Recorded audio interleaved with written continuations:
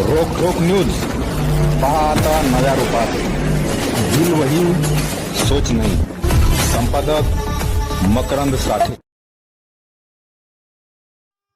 यामध्ये सुद्धा माझे बांधवांना विनंती आहे की आपण उमेदवारांचे क्रिमिनल रेकॉर्ड सुद्धा तपासा.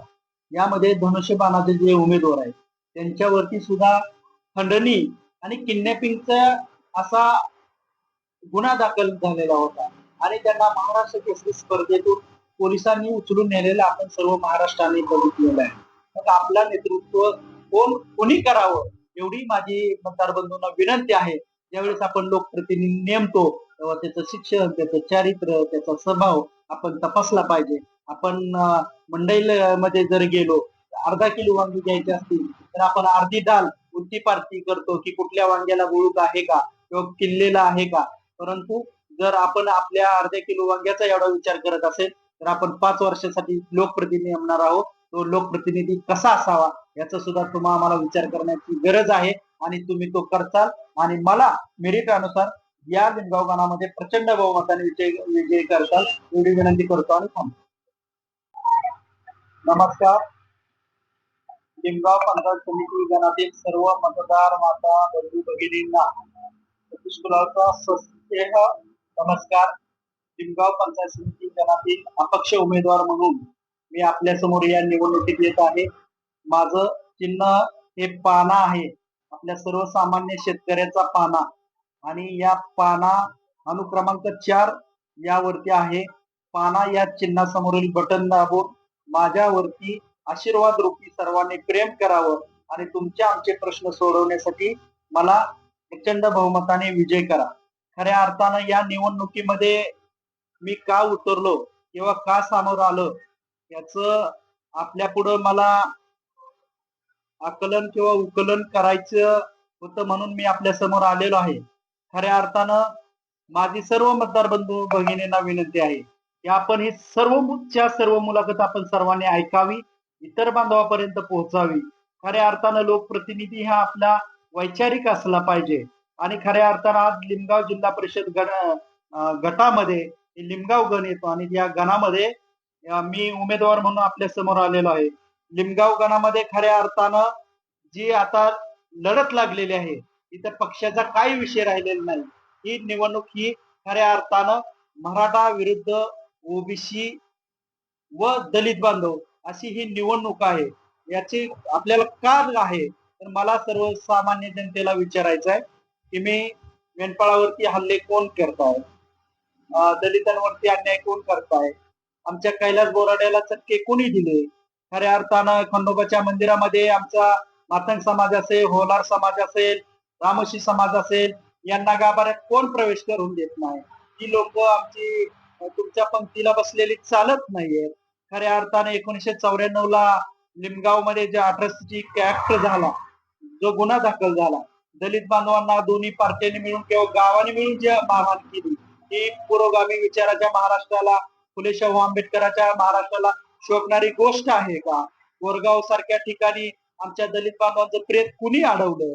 खऱ्या अर्थानं हे सुद्धा विचार करण्याची गोष्ट आहे.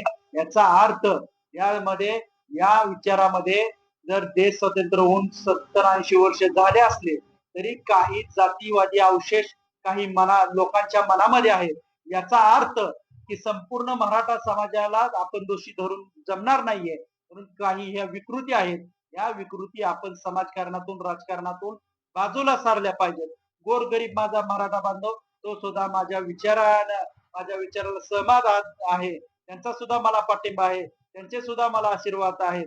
खऱ्या अर्थाने या महाराष्ट्रामध्ये ओबीसी विरुद्ध मराठा जेव्हा आंदोलनं उभा राहिली त्यावेळेस मी प्राध्यापक लक्ष्मण हाके यांच्या सोबत वडीगोद्री येथे ओबीसीचं आंदोलन खूप मोठं आम्ही उभारलं.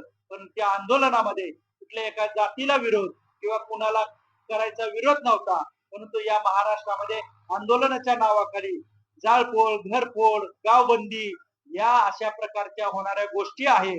छोट्या छोट्या आमचा नाभिक समाज असेल, कुंभार समाज असेल यांना मारहाण करणं, कुठं तर सोशल मीडियावर पोस्ट केल्यानंतर त्यांना नाक घासून माफी मागायला लावणं, अशा विकृतीच्या विरोधात आम्ही आंदोलन केलेलं होतं. माझा गोरगरीब मराठा समाज, गरीबाला ही कधी जात नसते आणि आमच्या बरोबर गरीब मराठा समाजाची तेवढ्याच ताकदीनं पिळवणूक होते. म्हणून हे निवडणुकीमध्ये मी आपल्या रिंगणात आहे. खऱ्या अर्थानं आता थोडा हा विषय जरी निवडणुकीचा किंवा जातीय राजकारणाचा बाजूला सारला, परंतु वेळापूर गणामध्ये सुद्धा आदरणीय उत्तमराव जानकरच्या विरोधामध्ये सर्व मराठा समाज ताकदीने एकवटला आहे. तसेच पिलीव गणामध्ये सुद्धा आमचे मित्र चळवळीतील सहकारी शिवराज कुकळे यांची संग्रामसिंह जहागीरदाराबरोबर फाईट आहे. आणि वेळापूर गण, लिमगाव गण आणि पिलीव गण हे 3 गण तिथं खूप ताकदीचं इलेक्शन लागलेलं आहे. तिथं मराठा समाजाविरुद्ध ओबीसी अशी फाईट लागलेली आहे. आणि तिथं ओबीसी समाज ताकदीनं या उमेदवारांच्या पाठीमागे राहील. याचं कारण मी तुम्हाला सांगतोय की आदरणीय बहुजन हृदय सम्राट महादेवरावजी जानकर साहेब असतील, ओबीसीच्या बहुजनाच्या नेत्या पंकजाताई मुंडे असतील, यांना सांगून लोकसभेला पाडण्यात आलं. त्याचबरोबर 2012ला कुडूस मधून सुद्धा आदरणीय आमच्या गावचे नेते मार्गदर्शक रामभाऊ पाटील, त्या कारखान्याचे डायरेक्टर, त्याचबरोबर डॉक्टर बाबासाहेब ठवरे हे सुद्धा या निवडणुकीला उभे होते. त्यांच्या विरोधात अर्जुन दादा आणि श्रीलेखा वहिनी ह्या होत्या. परंतु मराठा समाजाने विजयवाडी असेल, पाणीव असेल, गिरजणे असेल, आमच्या भागातले काही आमच्या मराठा बांधवांनी क्रॉस वोटिंग करून वहिनीला एक मतदान केलं, अर्जुन दादाला एक मतदान केलं. आणि आमचा भोळा बाबा समाज, धनगर समाज असेल, आमचा दलित समाज असेल, यांनी पॅनल टू पॅनल मतदान केलं. आणि आमच्या कुडूस गावचे दोन्ही उमेदवार पराभूत झाले. त्यामुळं माझ्या सर्व ओबीसी बांधवांना, विशेषतः धनगर माळे आणि सर्व ओबीसी मायक्रो घटक असतील, दलित बांधव असतील, यांना विनंती आहे, कुडूस, डोंबाळवाडी, झंजेवाडी आणि कुसुमोड या 4 गावाचा प्रतिनिधी मी आहे. आणि लिमगाव गावातून 3 उमेदवार आपल्या समोर आहेत. लिमगाव गावातील सुद्धा दलित असेल, रामुशी असेल, माझा गोरगरीब मराठा समाज असेल, हा सुद्धा ताकदीनं सतीश कुलाच्या पाठीमागे आहे.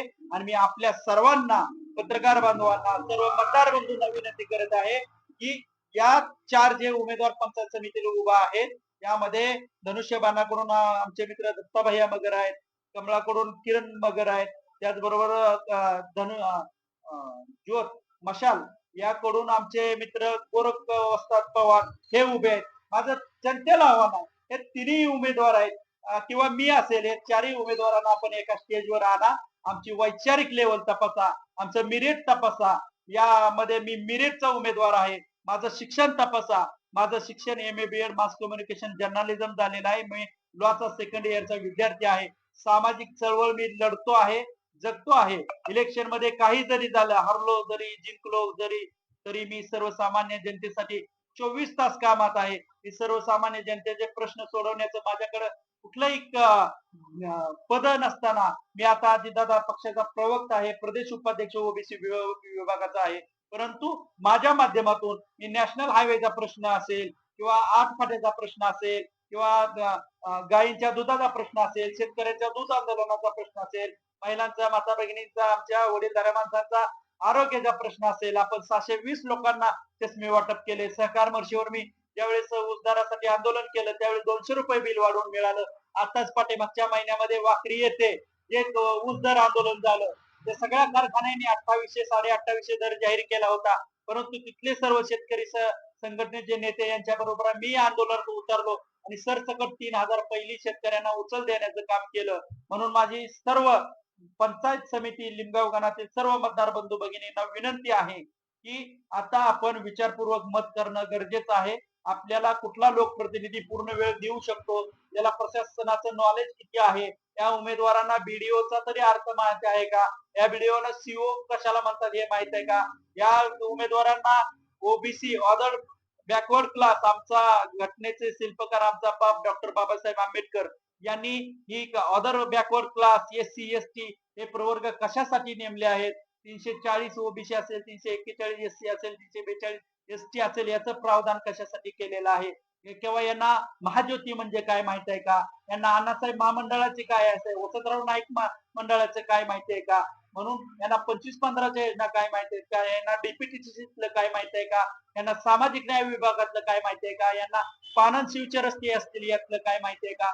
या सर्व प्रश्नांची उकल करण्यासाठी तुमच्या मायबाप जनतेला माझी विनंती आहे, या आम्हा सगळ्या उमेदवारांना एक वैचारिक विचाराची मंथन करण्यासाठी एका स्टेजवर घ्या आणि तुम्ही मेरिट लावून मतदान करा. मी मिरीटचा उमेदवार आहे. माझं पाना हे चिन्ह अनुक्रमांक 4 वरती आहे.